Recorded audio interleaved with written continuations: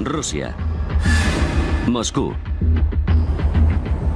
Aeropuerto Internacional de Domodedovo.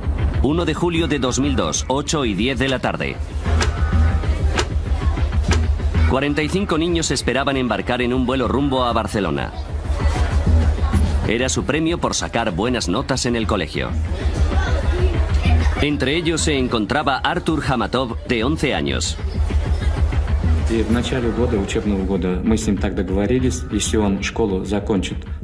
A principio de curso acordamos que si sacaba buenas notas podría ir de viaje con su clase. Una tarde, cuando volví del trabajo, me enseñó las notas del colegio y me dijo: «Papá, he cumplido mi palabra». Me miró como con un interrogante en sus ojos y le dije: «Está bien, te prometo que podrás ir». Los niños eran de Ufa, Rusia Central. Habían llegado con retraso a Moscú porque habían perdido su primer vuelo. Tuvieron que fletar otro avión que les llevara a España. El vuelo BTC 2937 listo para embarcar. En el mismo vuelo se encontraban Svetlana Kaloyev y sus hijos Konstantin y Diana. Iban a visitar a su padre, que llevaba 1 año y medio trabajando en España. Hablaba con ellos por teléfono todos los días. Y eso hacía que mi vida fuera más llevadera. Pero fue duro no poder ver a mis hijos durante tanto tiempo. Svetlana tuvo suerte de encontrar sitio en este charter de Bashkirian Airlines. Los retrasos con los visados hacían que otros vuelos estuvieran completos. Por fin nos íbamos a ver y lo íbamos a pasar muy bien todos juntos.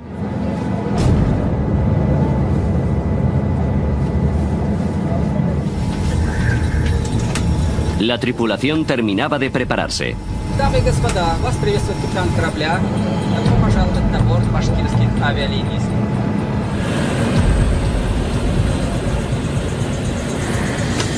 Ocho y 48 minutos de la tarde. El vuelo charter 2937 de Bashkirian Airlines despegaba del aeropuerto de Moscú Domodedovo. Distancia a Barcelona 3.000 kilómetros. Tiempo estimado de vuelo 4 horas y 20 minutos. Suiza. Torre de control de Zúrich. 11 de la noche. El controlador aéreo Peter Nielsen, danés de 35 años, hacía el turno de noche. Él y otro controlador dirigen el espacio aéreo sobre el este de Suiza y parte del suroeste de Alemania. De día es una de las zonas de más tráfico aéreo de Europa. Pero de noche hay muy poco tráfico aéreo, con escasos aviones. El compañero de Peter Nielsen se tomaba un descanso. Nielsen era el único responsable de todo el espacio aéreo de Zúrich. Activó un radar para el tráfico que atravesara su zona y otro para los aviones que fueran a aterrizar en el vecino aeropuerto de Friedrichshafen. Pero después de las 11 no había aterrizajes programados. Nielsen se podía concentrar en el tráfico que circulaba por la zona. 11 y 6 minutos de la noche. Svetlana Kaloyev y sus hijos, junto con el resto de pasajeros del charter de Bashkirian Airlines, sobrevolaban Austria a unos 10.000 metros.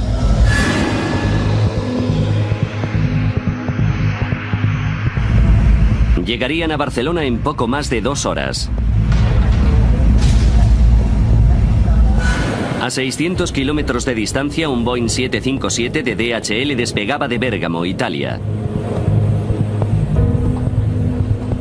Destino, Bruselas. El capitán y el copiloto eran los únicos que iban a bordo.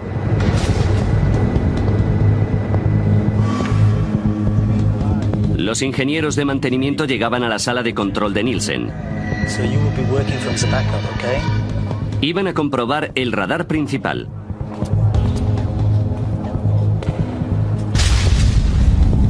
11:21 de la noche. El vuelo 611 del avión de carga DHL entraba en el espacio aéreo de Nielsen. El capitán pidió permiso para ascender a 10.000 metros de altitud. Radar suizo, buenas noches. DHX 611. DHX 611. Identificado. Ascenso programado en 4 o 5 minutos. Antes de dar permiso para ascender, Nielsen tenía que regular tráfico. Descenso de vuelo 320. Los ingenieros de mantenimiento necesitaban trabajar en el sistema telefónico. ¿Podéis hacerlo rápido, por favor? Gracias. 11:25 de la noche. Un avión inesperado se aproximaba a Friedrichshafen. Nielsen tuvo que cambiar de estación de radar. Pero el vuelo retrasado AF1135 se aproximaba para aterrizar.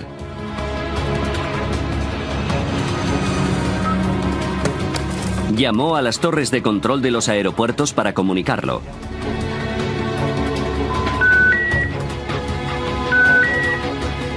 No podía contactar con ellos.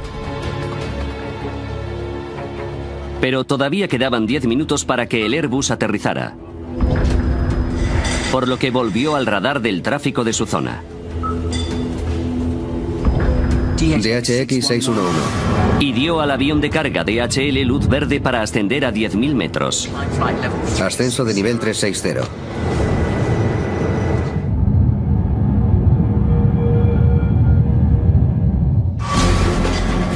Nielsen volvió a centrarse en el Airbus y volvió a llamar al aeropuerto de Friedrichshafen.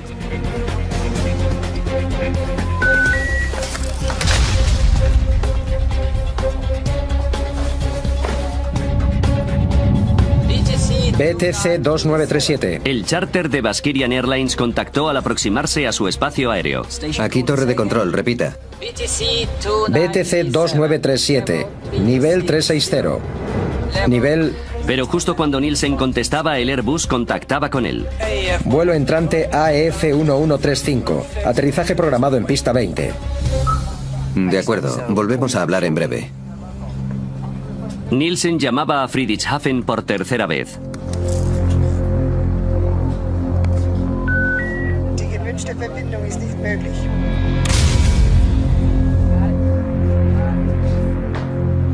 AF1135. Llamó por radio al Airbus para decirles que contactaran con el aeropuerto directamente. He perdido la conexión telefónica con Friedrichshafen. ¿Pueden contactar con ellos ustedes directamente? Afirmativo. El avión de DHL sobrevolaba Suiza a unos 10.000 metros. De repente, su sistema de alerta de tráfico y evasión de colisión aérea, el TCAS, hizo sonar una alarma. Tráfico. Tráfico. Tráfico. Tráfico. En el mismo instante, los sistemas TCAS del avión de Baskirian Airlines también saltaron. Tráfico. Tráfico. Los dos aviones estaban a 25 kilómetros de distancia y volaban exactamente a la misma altitud por la misma zona.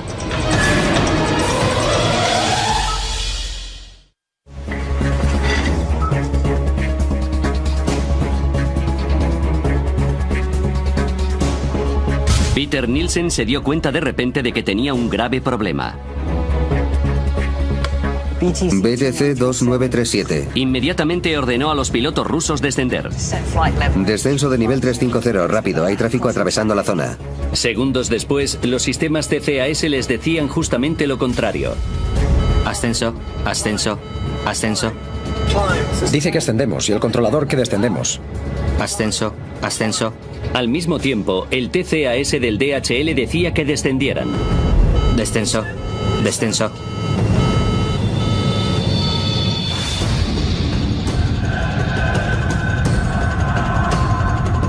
La tripulación de Baskirian no sabía qué orden seguir. Ascenso. Nielsen repitió su orden. Rápido, descenso de nivel 350, BTC 2937.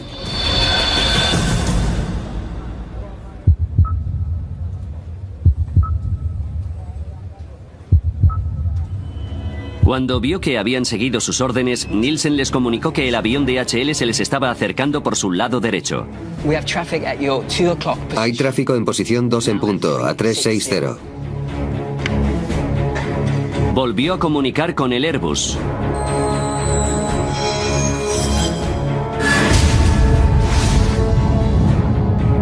En el charter de Baskirian, la tripulación buscaba el avión de DHL. Los dos aviones estaban solo a 5 kilómetros de distancia. Ambos descendían a una velocidad de 1.300 kilómetros por hora, superando la velocidad del sonido. Está aquí, descenso, descenso, rápido, descenso.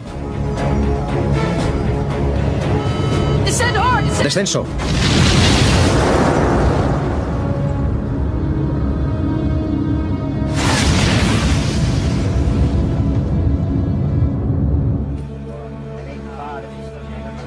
Once y 35 minutos de la noche. AF1135. La tripulación del Airbus lograba por fin contactar con el aeropuerto de Friedrichshafen. Vamos hacia allá, Friedrichshafen.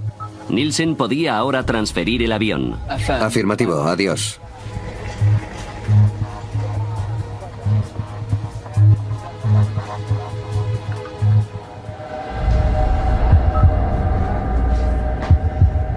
BTC 2937. BTC 2937.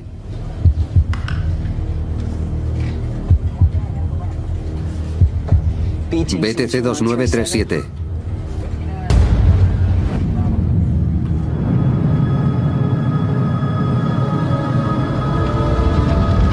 Los restos del avión cayeron desde el cielo cerca de la localidad alemana de Überlingen.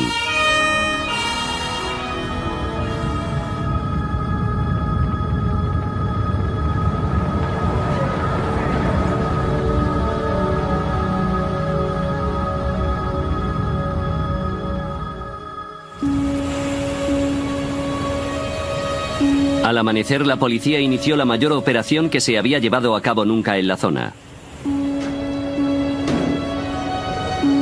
Los bomberos debían empezar la difícil tarea de buscar cadáveres.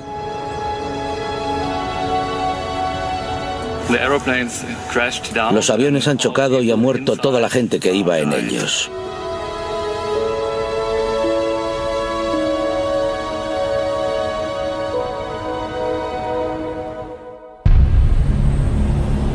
A los pocos días, las familias de las víctimas llegaban a la zona. Entre ellos se encontraba Zulfat Hamatov, padre de Arthur de 11 años. Fue una gran conmoción. Muchos padres se desmayaron al ver las alas y la cola del avión destrozados. Teníamos la esperanza de que los niños hubieran podido escapar corriendo de allí y que aparecieran por alguna parte. Creo que todos los padres esperábamos algún tipo de milagro. Vitali Kaloyev voló desde Barcelona confiando recibir la noticia de que su mujer y sus hijos no iban en ese vuelo. Tenía que asegurarme. Puede que no fuera su avión el que había chocado, que les hubiera pasado alguna otra cosa. ¿Cómo lo podía saber sin ninguna prueba?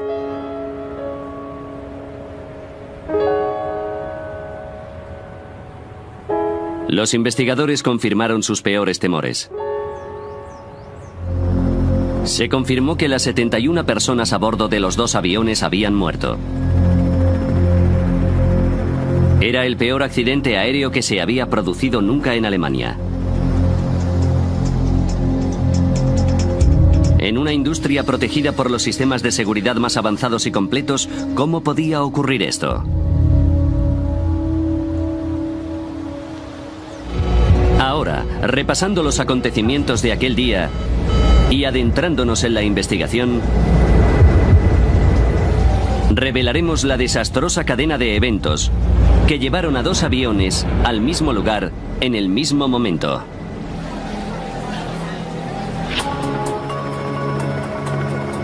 Los investigadores de la Oficina Federal de Investigación de Accidentes Aeronáuticos, o BFU, fueron requeridos en la escena. Jens Friedemann fue nombrado responsable del lugar del accidente. Die Untersuchung eines Flugunfalls zu Beginn La investigación de un accidente aéreo es como una investigación forense, una escena del crimen. Hay que determinar los hechos.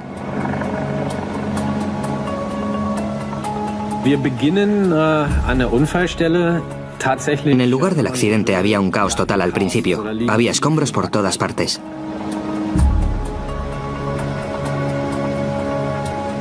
Friedemann no podía dar nada por supuesto.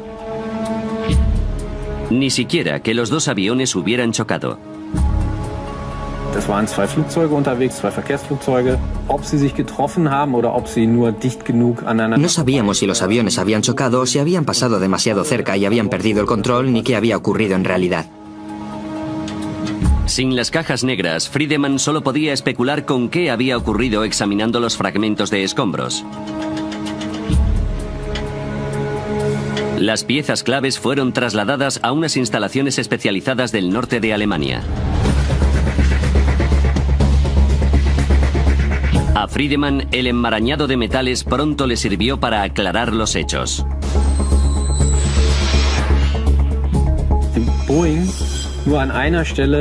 El Boeing tocó el Tupolev en un punto. La parte vertical de la cola estaba partida.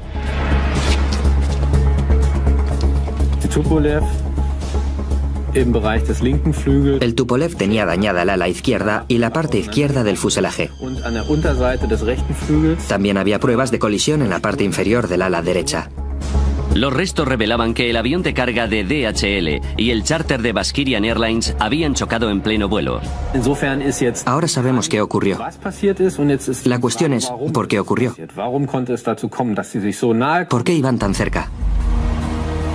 En el lugar del accidente, entre los fragmentos y restos de los dos aviones, los investigadores habían encontrado por fin lo que buscaban: las cajas negras de las dos aeronaves.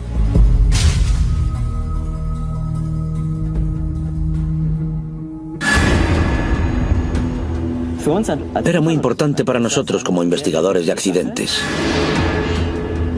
Johan Royce, del BFU, Oficina Federal de Investigación de Accidentes Aeronáuticos, se unía a la investigación. Su trabajo consistía en analizar los contenidos de los grabadores.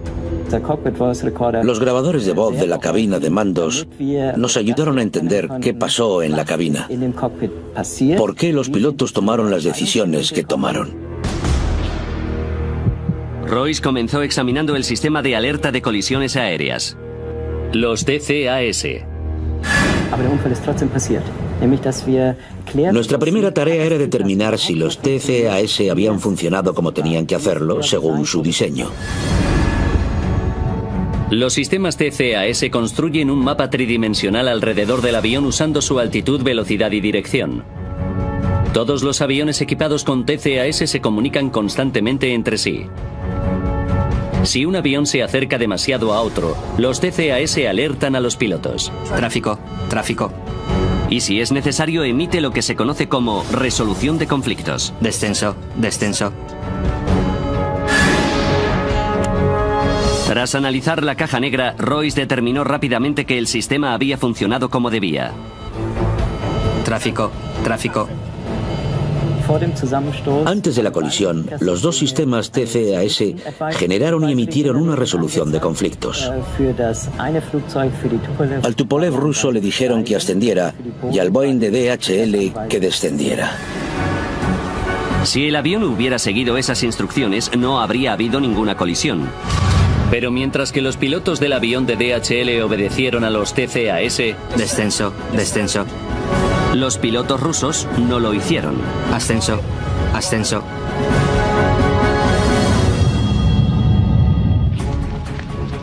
Expertos estadounidenses se están trasladando a la escena del accidente aéreo mortal al sur de Alemania. La colisión en pleno vuelo de Überlingen se había convertido en noticia internacional. Los medios especulaban libremente y buscaban culpables.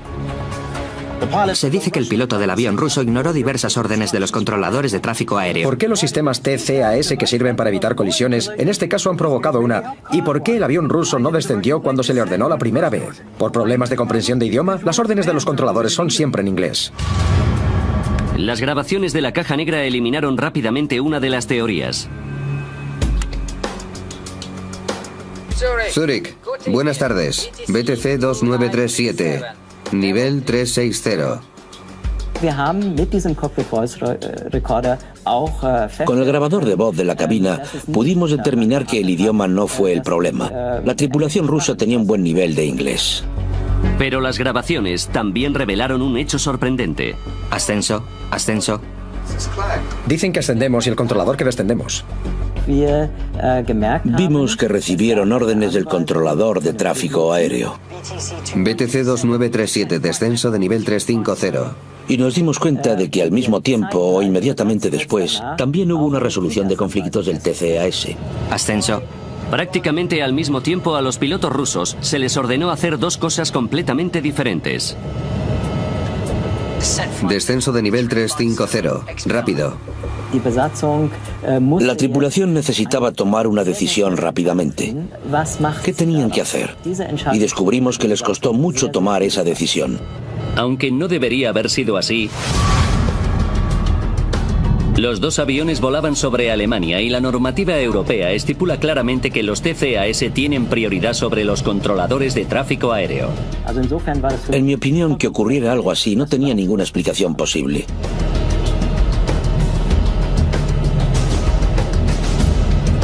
Ascenso, ascenso. ¿Por qué la tripulación no acató la orden de los TCAS como debería haber hecho? En abril de 2001 los sistemas TCAS eran obligatorios prácticamente en todo el mundo. Pero los investigadores descubrieron una significativa excepción: Rusia. ¿Podría ser que la tripulación rusa no supiera utilizar los TCAS?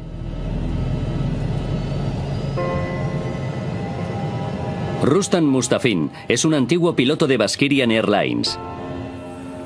Confirma que aunque no era un procedimiento estándar en vuelos domésticos, los aviones que hacían vuelos internacionales iban equipados con sistemas TCAS.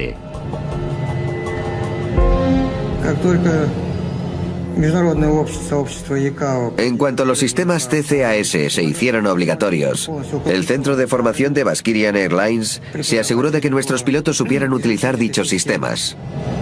Mustafin volaba regularmente con los pilotos del vuelo 2937. En la época del accidente, ya teníamos bastante experiencia con los sistemas. La tripulación sabía cómo funcionaban los TCAS, pero ignoraron sus instrucciones. El manual de vuelo del Tupolev, la Biblia operacional del piloto, reveló por qué.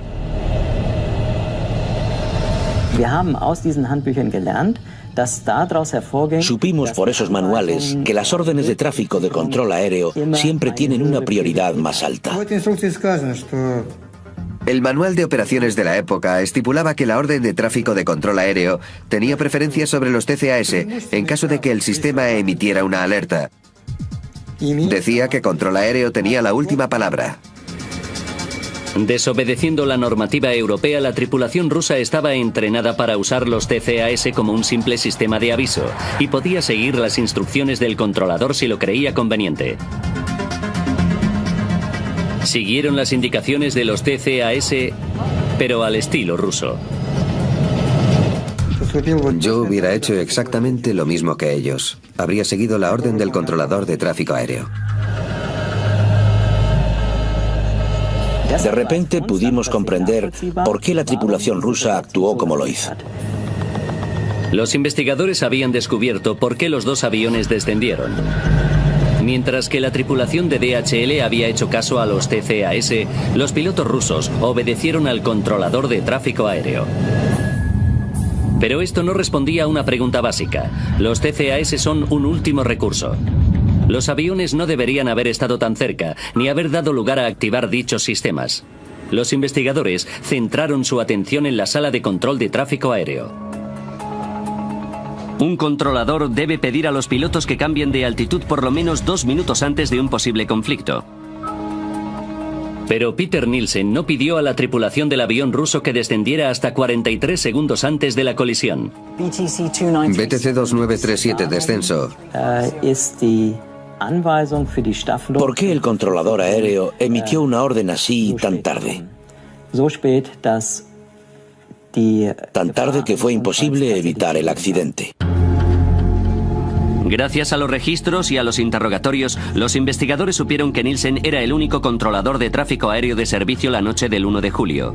La política oficial de Skyguide es tener un mínimo de 2 controladores aéreos de servicio en todo momento. Los investigadores descubrieron que se había tomado como costumbre en Skyguide que los controladores se tomaran largos descansos en los turnos de noche. Tom Lorsen era un buen amigo de Nielsen, además de compañero de trabajo durante muchos años.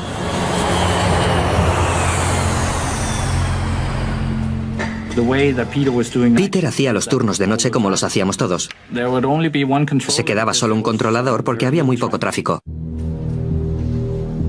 Entre las 11 de la noche y las 6 de la mañana no se programan aterrizajes en los aeropuertos de la zona. Pero sobre las 11:25 del 1 de julio de 2002, Nielsen se encontró con un aterrizaje inesperado. El avión se aproximaba al aeropuerto de Friedrichshafen y él tenía que coordinarlo. Era muy poco frecuente que un avión fuera a Friedrichshafen a esas horas. Y supongo que al controlador le sorprendería bastante eso. Según la normativa, Nielsen debía contactar con la torre de control del aeropuerto antes de aprobar el aterrizaje del avión que venía con retraso. Algo rutinario. Con tan solo dar a una tecla, podía haber contactado con la torre de control de Friedrichshafen. Pero los registros indican que Nielsen no pudo contactar con el aeropuerto. Los investigadores averiguaron que fue por los trabajos de mantenimiento. El teléfono de Nielsen estaba siendo reparado. Pero incluso así, el controlador debía poder hacer una llamada con solo presionar una tecla. Sin embargo, un examen técnico de los teléfonos reveló un terrible problema. Los trabajos de mantenimiento debían ser algo adicional. Deberían haber dejado las líneas operativas, pero la comunicación telefónica no fue posible por otros problemas técnicos. Nielsen intentó repetidamente llamar a Friedrichshafen. Una tarea rutinaria le ocupó gran parte de su tiempo. Die gewünschte Verbindung ist nicht möglich. Estaba más ocupado que normalmente porque no podía hacer llamadas telefónicas. Tuvo que buscar soluciones alternativas. Tuvo que buscar otras formas de comunicación. No tengo comunicación telefónica con Friedrichshafen. ¿Pueden llamarles ustedes? Preocupado por el Airbus que llegaba con retraso, Nielsen ignoró el tráfico que circulaba por la zona. Estuvo como 5 minutos concentrado en ese problema y se despreocupó de lo que estaba ocurriendo en la pantalla del radar. Pero su radar tenía una función de emergencia que debería haberle alertado del peligro inminente. Alerta de conflicto a corto plazo o STCA. La alerta de conflicto a corto plazo es un sistema parecido al TCAS. Es un sistema de alerta terrestre que nos ayuda con el radar si no vemos un conflicto. Si no lo vemos a tiempo, activa una alarma. 2 minutos antes de la posible colisión, una alerta STCA debió haberse activado tanto en las 2 pantallas de radar de Nielsen como en los altavoces. Esto es exactamente lo que ocurrió a 180 kilómetros de distancia en la localidad alemana de Karlsruhe.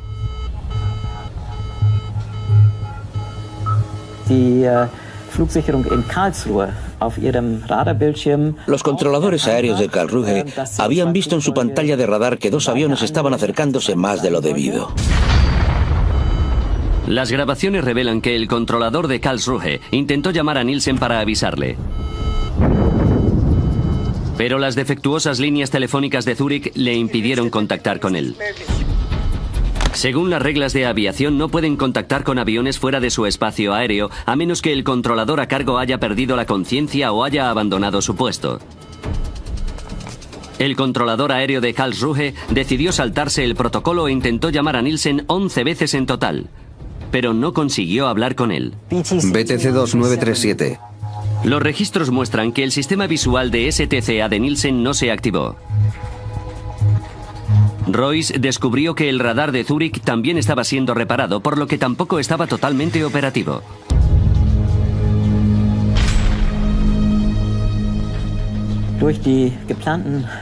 Los trabajos de mantenimiento programados en el sistema de radar hicieron que no fueran operativas todas las funciones que normalmente tiene disponibles. Debido a los trabajos de mantenimiento, Nielsen no contó con uno de los sistemas de alerta: la alarma visual de STCA. Es la última pieza del rompecabezas, que explica por qué Nielsen no ordenó al avión ruso descender hasta solo 43 segundos antes de la colisión. La investigación mostró que se produjeron una serie de acontecimientos desafortunados en la sala de control de tráfico aéreo. Si Nielsen hubiera oído la alarma STCA antes de que se activaran los sistemas TCAS en los aviones, no habría habido conflicto y el accidente se habría evitado.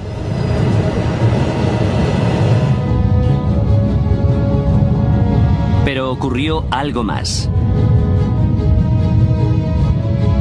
19 segundos antes de la colisión, Peter Nielsen comunicó a los pilotos rusos que el avión de DHL se les estaba aproximando por la derecha. Tenemos tráfico en posición 2 en punto, ahora a 360. ¿Dónde está? En realidad se estaba aproximando por la izquierda, posición 10 en punto. La única explicación que los investigadores pudieron encontrar para que cometiera este error es el estrés. No sabemos si los pilotos rusos habrían tenido tiempo de evitar la colisión, ni siquiera si hubieran visto el avión de DHL antes. Está aquí a la izquierda. Pero los registros muestran que en los últimos segundos lo intentaron.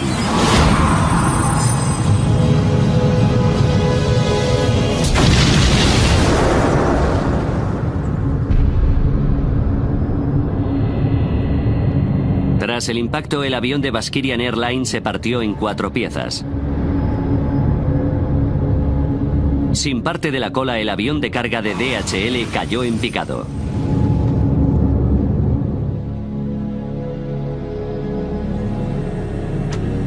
...21 de febrero de 2004... Mientras que los investigadores elaboraban el informe final, Vitaly Kaloyev volaba a Zúrich. Estaba obsesionado con encontrar a algún culpable de la muerte de su mujer e hijos. Quería oírles decir que eran responsables, pero que los perdonara si podía. Habían matado a muchos niños y no les había pasado nada. No habían pedido disculpas, no habían expresado ningún dolor, nada. Nielsen siguió trabajando en Skygate, pero en áreas de análisis de seguridad. Kaloyev averiguó dónde vivía. Fui a ver al controlador. Sabía que había trabajado esa noche. Todo esto tenía que llegar a su fin. Tenía que cerrarse. No podía esperar más. Y decidí terminarlo yo mismo. Nielsen salió. Era más alto que yo. Le mostré las fotos de mis hijos en sus ataúdes. Y él las apartó de un manotazo. Y después le di su merecido.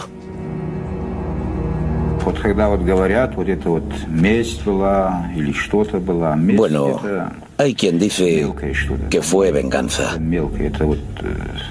Pero la venganza es algo insignificante. Uno se venga cuando ha sido insultado. Pero esto no fue venganza. Fue un castigo. En Suiza, un hombre ha sido detenido por el asesinato del controlador de tráfico aéreo que estaba de servicio la noche en que 2 aviones chocaron hace 2 años. Lo buscó y lo apuñaló delante de su familia. Ha sido asesinado por un error fatal. Peter Nielsen tenía 36 años. Él y su mujer tenían 3 hijos.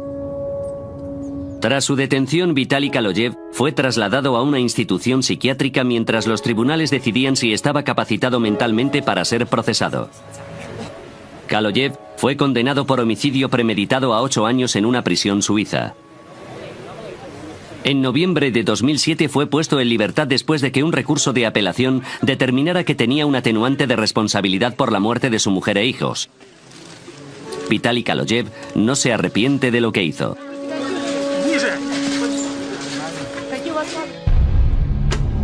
En mayo de 2004, tras casi 2 años de meticuloso trabajo, el equipo de investigación alemán publicó su informe final. Ahora es posible analizar los hechos de ese fatídico día gracias a las pruebas que se recabaron durante la investigación.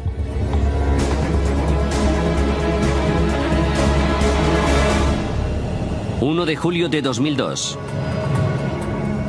8:48 de la tarde... a 2 horas y 47 minutos del desastre. Un vuelo charter de Baskerian Airlines despegaba del aeropuerto internacional de Moscú Domodedovo. 20 minutos para el desastre. En el centro de control de tráfico aéreo de Zúrich había 2 controladores de servicio. Uno se tomó un descanso. Peter Nielsen se quedaba trabajando solo. 12 minutos y 33 segundos para el desastre. Un avión de carga de DHL entraba en el espacio aéreo de Nielsen y pedía permiso para ascender a 10.000 metros. 9 minutos y 49 segundos para el desastre. Un Airbus retrasado se aproximaba para aterrizar en el aeropuerto de Friedrichshafen. Nielsen intentó llamar al aeropuerto para transferir el vuelo, pero sus líneas telefónicas no estaban operativas por trabajos de mantenimiento y las de emergencia eran defectuosas. 5 minutos y 21 segundos para el desastre. El charter de Baskerian Airlines se comunicó por radio con Nielsen. Volaba a 10.000 metros y estaba a punto de entrar en su espacio aéreo. 2 minutos para el desastre. Los aviones de Baskerian Airlines y DHL estaban a la misma altitud, a menos de 44 kilómetros de distancia, y se aproximaban superando la velocidad del sonido. La alerta de conflicto a corto plazo o STCA debía avisar a Nielsen de la inminente colisión. Pero su radar está también siendo reparado, por lo que el sistema STCA no funcionaba bien. 43 segundos para el desastre. Nielsen por fin se dio cuenta de que 2 aviones estaban a punto de colisionar. Inmediatamente ordenó a los pilotos rusos descender. Descenso nivel de vuelo 350. Segundos después, los TCAS se activaban en los 2 aviones. Ordenaban a los pilotos de DHL descender. Descenso, descenso. Y a la tripulación rusa ascender. Ascenso.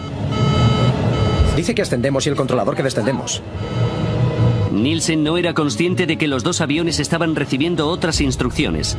Repitió sus órdenes a los pilotos rusos. BTC 2937, descenso de nivel de vuelo. La normativa rusa permite a los pilotos tomar las decisiones que consideren pertinentes en situaciones de conflicto similares. Aquí siguieron las órdenes de Nielsen. Los 2 aviones empezaron a descender. 19 segundos para el desastre. Nielsen creía que el conflicto estaba resuelto, pero antes de cerrar la transmisión comunicó a la tripulación rusa que el avión de DHL se les aproximaba por la derecha, pero en realidad se aproximaba por la izquierda. ¿Dónde está? 3 segundos para el desastre. La tripulación rusa divisaba el avión de DHL. Está aquí a la izquierda.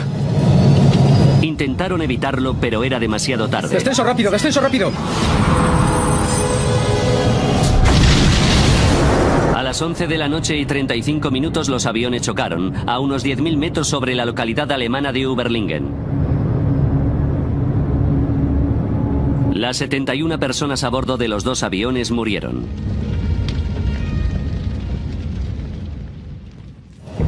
El informe de investigación alemán concluyó que Peter Nielsen y los pilotos rusos habían cometido graves errores. Pero la principal causa del accidente era negligencia por parte de Skyguide. En mayo de 2004, justo después de que se publicara el informe de la Oficina Federal de Investigación de Accidentes Aeronáuticos, el presidente de Skyguide, Alan Rosier, en una conferencia de prensa pidió disculpas de forma oficial. Nosotros también hemos cometido errores. Y lo lamentamos profundamente. Asumimos nuestra responsabilidad como indica el informe de investigación alemán. y pedimos perdón a las familias de las víctimas. En septiembre de 2007, un tribunal suizo declaró a 4 empleados de Skyguide culpables de homicidio imprudente. A 3 de los gerentes que permitieron la política de un único controlador aéreo se les impuso 1 año de libertad condicional. El encargado de supervisar los trabajos de mantenimiento la noche de la colisión fue multado con 13.500 francos suizos, unos $11.000. Siguiendo las recomendaciones del equipo de investigación alemán, Skyguide implementó diversos cambios de procedimiento. Ahora siempre hay 2 controladores aéreos de servicio, incluso durante los tranquilos turnos de noche. Nadie se volverá a encontrar en la situación en que se encontró Peter Nielsen. Los investigadores también recomendaron que las regulaciones de los TCAS internacionales y regionales concordaran con las de los manuales de operaciones de los aviones. Los TCAS deben tener prioridad sobre el control de tráfico aéreo. No se puede afirmar con un 100% de seguridad que este tipo de accidentes no volverá a ocurrir, pero estamos bastante seguros de que hicimos una significativa contribución para evitar que se vuelvan a producir accidentes así.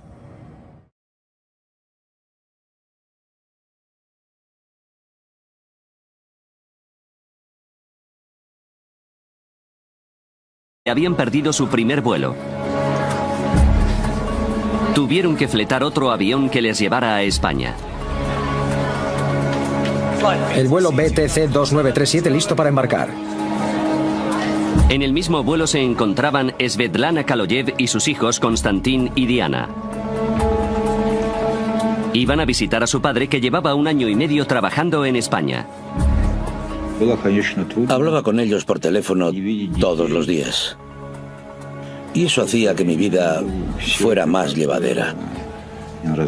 Pero fue duro no poder ver a mis hijos durante tanto tiempo.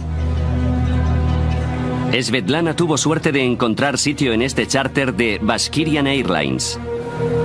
Los retrasos con los visados hacían que otros vuelos estuvieran completos. Por fin nos íbamos a ver y lo íbamos a pasar muy bien todos juntos.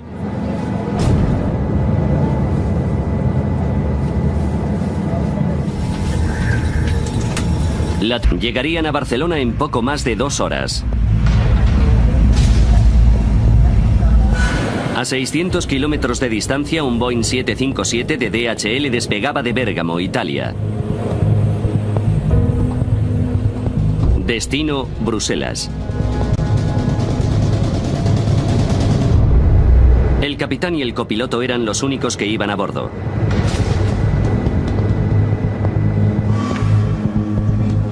Los ingenieros de mantenimiento llegaban a la sala de control de Nielsen. Iban a comprobar el radar principal.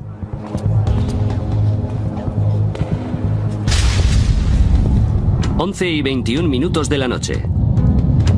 El vuelo 611 del avión de carga DHL entraba en el espacio aéreo de Nielsen. El capitán pidió permiso para ascender a 10.000 metros de altitud. Radar suizo, buenas noches. DHX 611. Tripulación terminaba de prepararse. Дамы и господа, вас приветствует капитан корабля. Добро пожаловать на борт башкирских авиалиний.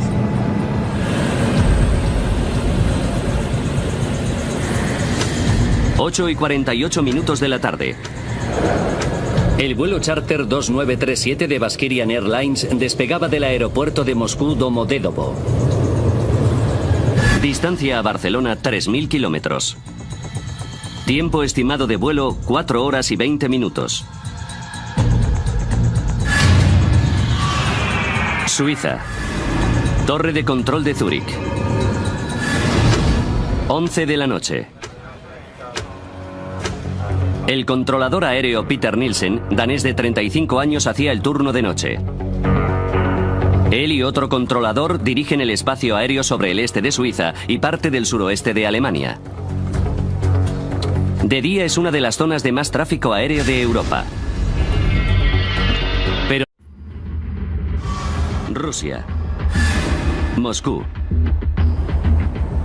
Aeropuerto Internacional de Domodedovo. 1 de julio de 2002, 8:10 de la tarde. 45 niños esperaban embarcar en un vuelo rumbo a Barcelona. Era su premio por sacar buenas notas en el colegio. Entre ellos se encontraba Artur Hamatov, de 11 años.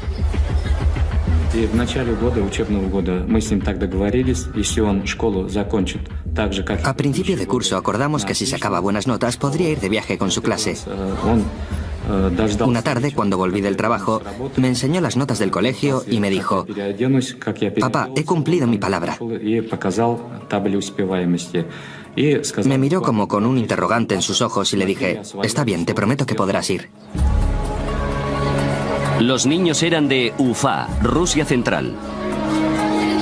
Habían llegado con retraso a Moscú porque de noche hay muy poco tráfico aéreo, con escasos aviones. El compañero de Peter Nielsen se tomaba un descanso. Nielsen era el único responsable de todo el espacio aéreo de Zúrich. Activó un radar para el tráfico que atravesara su zona y otro para los aviones que fueran a aterrizar en el vecino aeropuerto de Friedrichshafen. Pero después de las 11 no había aterrizajes programados. Nielsen se podía concentrar en el tráfico que circulaba por la zona. 11:06 de la noche.